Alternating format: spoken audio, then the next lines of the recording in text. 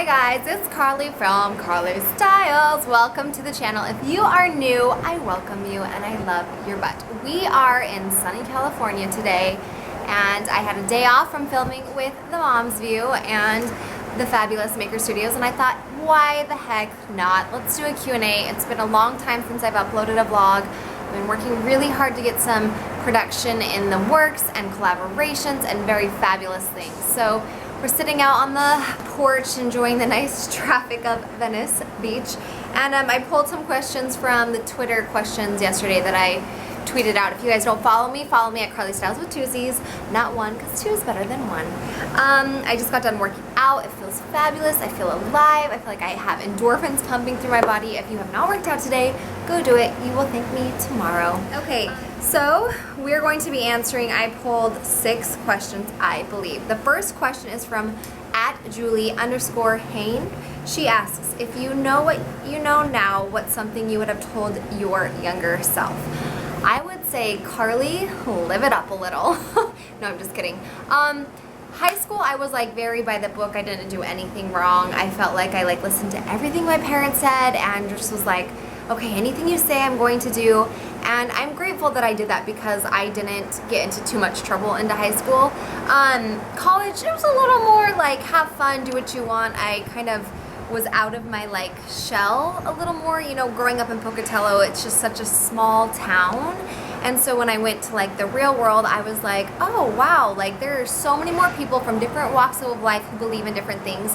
I really wouldn't have changed anything that when I was younger. If I could talk to myself, I would tell myself to be more worried about different kinds of things that I was worried about when you're 13.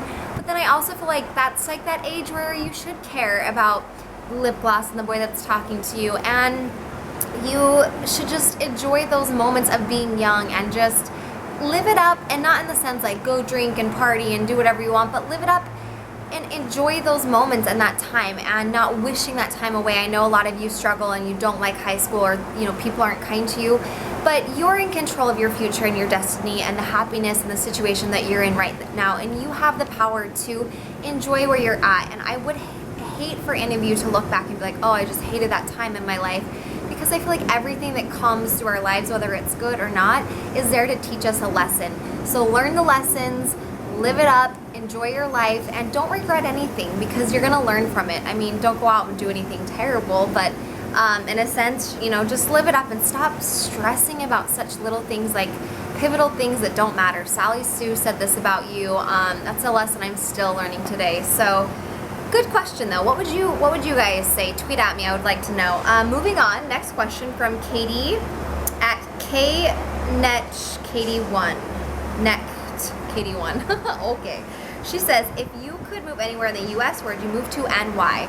I really don't know. I love Idaho, there's weather, but something about the South and the way that people live down there, just really Southern mannerisms. I feel like they're very by the book. They have great manners. The food is amazing. You can go to country concerts all the time. College football there is unreal.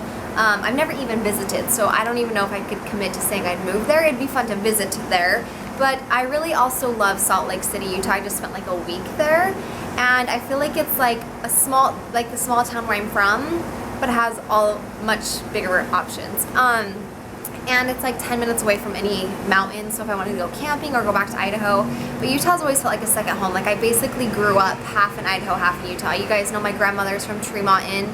My grandpa lived in Provo, and we were just always in and out of Idaho and Utah, and so both of those states kind of feel like home to me. I would like to move out of Pocatello. It's just so small town, and I just feel like it's hard to get motivated there sometimes. You get kind of into that laid back type of feeling, but I can't complain. I'm grateful. I love Idaho. I'm an Idaho girl at heart, because I got to live in California and it was fun, but I was just it's not me, but it's always fun to come visit. Oh my gosh, I'm rambling. Moving on. Okay, this is a really good one. Window Ledge. She says, at what point in life did you decide to let go and let God? Meaning being okay with things not going as planned. Love you. Love you too, darling. That's a really good question, and kind of a sensitive one, because a lot of you may or may not believe in God, and that's okay. But maybe you could rephrase this question as, when are you going to decide to like let go of things you can't control and kind of just like let life take you where it's going to take you? I really believe in, if you don't believe in God, I'm kind of a fan of like what goes around comes around and everything comes full circle. Especially, I'm really seeing that right now in my life. I feel like sometimes you do the best that you can, and no matter how good you try to be or how right you try to make things, there's going to be something out there, some force out there that's still fighting against you, and you kind of almost feel like the victim, like, why me? Why is this happening? Why is this person making me look like this awful person when I'm not that way? And you might have these outside forces fighting against you, but I think the most important lesson to learn is that nobody is picked on, in a sense where I don't think the universe is picking on anybody because you deserve that or because you have it coming to you. I don't think that God punishes us. I'm a big believer of that. There's awful things that happen to very, very good people, and there's good things that happen to very, very bad people. And I think it's toxic to think either way, that like, well, he's a bad person and he's doing good things, so what have I done to not deserve those good things? I don't think really I like that word anymore, deserve. I used to say I deserve happiness, I deserve true love and a genuine man, and I deserve to, to have my career take off because I work hard, but I don't think I like the word deserve anymore. I feel like we get what we work for, and sometimes when we work really hard for something and it fails, there is a lesson to be learned there. And I think that anger is a secondary emotion, and when you realize like that something is making you really angry, you should take a step back and kind of confront the first emotion. And I don't think that it's very natural or innate for us to feel anger right off the bat of something. I think that, like I said, anger is a secondary emotion that's coming from another place. So maybe you actually really feel insecure or sad or defeated or at a loss, but because we are human beings and we're very habitual, we practice getting mad before we actually say, how is this really making me feel? Let me step back and confront how I'm really feeling. And so I guess just through the trials that I've been through in my life, I don't think that I necessarily have done terrible things to have those things come back in my life. I'm trying to keep a positive mindset and the fact that there's something that I'm going through, and I'm going through it for a reason, because I need to learn something, a greater value, a greater lesson. Whether it's so the whole world can learn from my mistakes, or I can teach my son from something I've been through, or be a friend to somebody and be like, hey, I understand how you feel, I have empathy, like I've been there, I've had that broken heart, I understand.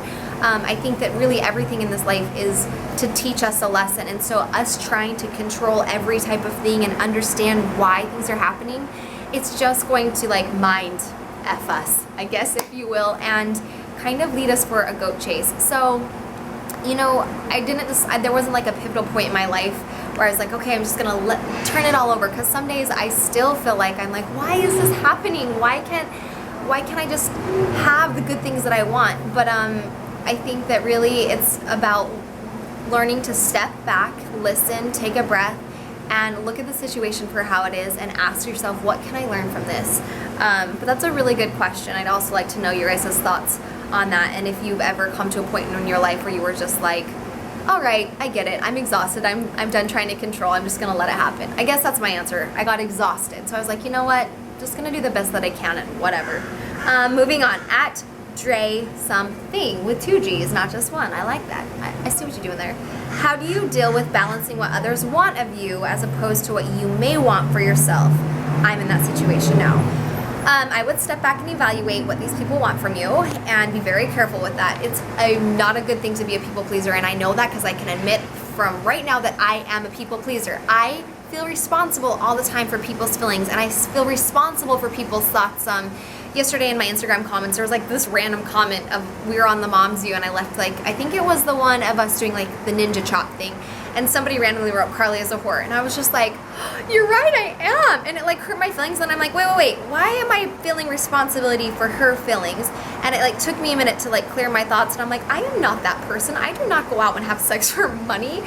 And I think that sometimes when you feel responsibility for, this person wants me to do this and this person wants me to do that, it's kind of like you're not living your own life and following your heart. And I think whenever you are honest about something and you are truthful, you can never go wrong. Somebody may not like what you're saying or what you're doing, but at least in the end, you're being honest. So maybe if these people are wanting something from you and you don't feel like it's the right thing, be willing at least to be truthful and honest, because in the end, nobody can deny that you are being honest. And you can do it in a way that's mature and loving and respectful. You don't have to be hurtful, but just always be honest with yourself and follow your heart. And you have to realize at the end of the day, if you try to go, like, it's like having your bowl of candy sitting in front of you, your most favorite candies. And if you take your candies that are for you and you hand them out to everybody else and try to give them to everybody who needs some of your candy, at the end of the day, your bowl is going to be empty and you're going to feel very disconnected with yourself and just at a loss. So don't share your candy with everybody. Give it to the select few who deserve it, and really make sure you keep something for yourself at the end of the day, because all you got is you, boo-boo. So, but that's really hard. I struggle with being a people pleaser. I feel you. Christina Deiches, my phone just died. Hold on. Pause, please.